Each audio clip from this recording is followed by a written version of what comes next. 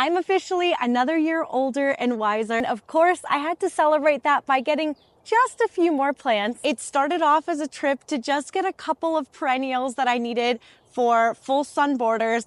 Every year I like to sneak the borders out a little bit, and then somehow that means I have room to tuck in a couple of low growing perennials that reliably bloom throughout the season for more color in the garden. So I thought I was just going to get that. But then everything spiraled when I saw that they had camellias on sale for $12.50. So what was just a quick trip to the nursery to pick up a few things quickly turned into a whole new shade garden bed. When I first started gardening, I didn't know what to do in my shady spots, and now designing shady garden beds is one of my favorite things because there are so many cool plant varieties to choose from. So I'll take you through my process, show you what I'm adding to the garden, and I'll show you how it turned out. I eyeballed plant quantities because, like I said, all of this was impromptu, and so I didn't have the measurements of the garden bed in front of me. This is obviously easier if you plan ahead and have the measurements to the garden space you're working with. These narrow, straight garden beds for me are the most challenging because it's hard to get any sort of movement when you have a narrow, straight space. When you're designing your garden bed, a mistake you want to avoid is having all of your plants just in boring rows. In life, it's great to have your ducks in a row, but in the garden, you want to create some sort of movement or different shapes to keep it interesting.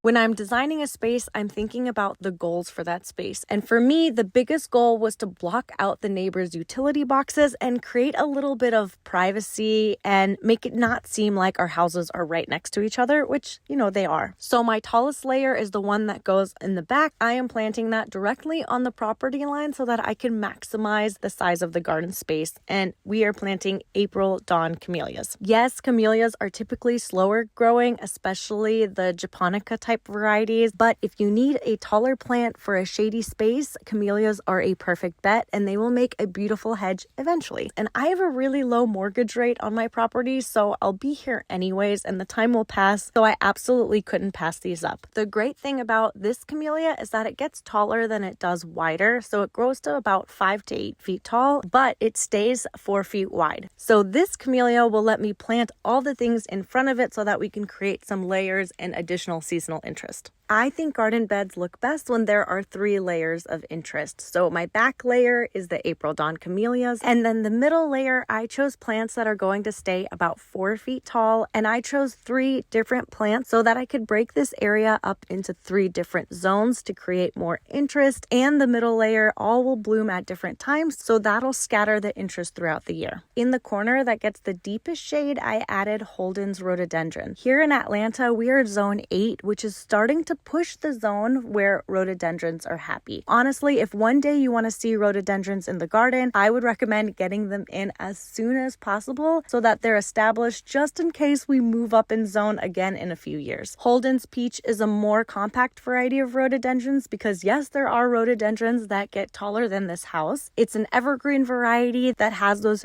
beautiful full ball-like blooms, and hopefully they'll be happy in this space as long as I remember to make sure that they're watered as they establish over the next 3 years. The next section, I added Ligularia, or tractor seat plant, or leopard plant. It goes by many names. It's absolutely stunning. It kind of looks like a house plant, but it's definitely not. If we have a mild winter, the leaves stay evergreen, and it has these beautiful yellow blossoms in early fall. Towards the front of this bed, I get more sun than in the back of the bed. So where I get the most sun, I put peewee oak leaf hydrangeas. These are oak leaf hydrangea varieties that are compact and will stay about 4 feet tall. I love oak leaf hydrangeas. They are one of my favorites because they bloom very early in the season. Those blooms will age beautifully all the way through summer, and you don't have to do a thing to it. Any plant that blooms and looks good for a long time that requires 0 maintenance is my kind of plant. So I'm really excited to see how these peewee oak leaf hydrangeas do. The bottom layer in all gardens for me are perennials. I'm a predominantly perennial gardener. I will add annuals here and there, and if you're looking for shade annuals, caladiums are absolutely beautiful, as are impatiens.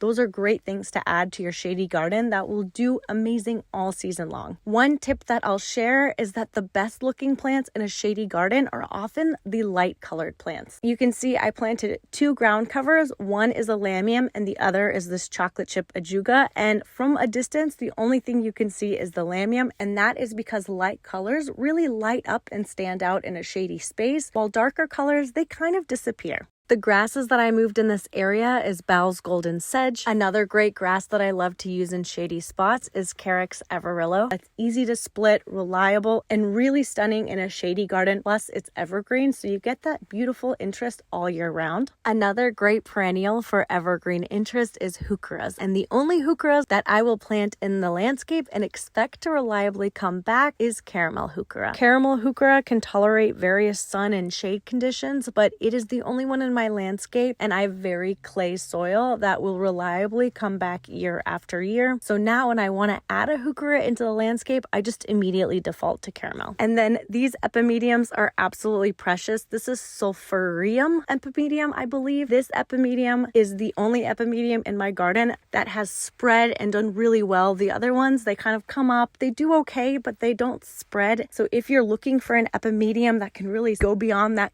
4-inch pot that you're planting, look for sulphureum. And then again, the linden roses that I'm planting, they are a white color. This is Joker hellebore. And the reason that I'm going with the lighter color is because it stands out better in the shade garden. The great thing about perennials and really all things in the garden is that they are movable. As the shrubs grow and mature, I'm going to be able to relocate some of these perennials to other parts in my garden. But right now, they're filling the purpose of making this bed look good and making my heart happy. This is one narrow, big, long bed, and I tried to break it up into 3 different zones by picking 3 different middle layers, and I'll show you how I laid everything out. I tried to create different groupings of perennials and shrubs by placing them in either triangles or diamonds. By playing with groupings, you're able to create some movement in otherwise a very narrow and straight bed. So on the end, I have the groupings of the 3 oak leaf hydrangeas, and those are planted in a triangle around that last camellia. And then that leaves me with a little diamond shape to plant perennials on one side,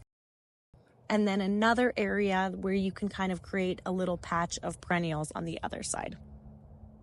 In the center of the bed, the farfugium or the ligularia, I planted 2 of them for symmetry. In front of that, you can see a diamond-shaped patch of the lamium, and then to the left of that, more space for a different grouping of perennials with the epimediums and heucheras. The rhododendrons are planted around the last camellia, really similarly to how the oak leaf hydrangeas were planted at the front of the bed. And again, that's creating little pockets of space for perennials. So that was my way of trying to create some movement in a very narrow and otherwise maybe potentially boring bed, because we do not want our plants all lined up in a straight row like little soldiers. Thanks for watching. And I'll see you in the next video. Me too.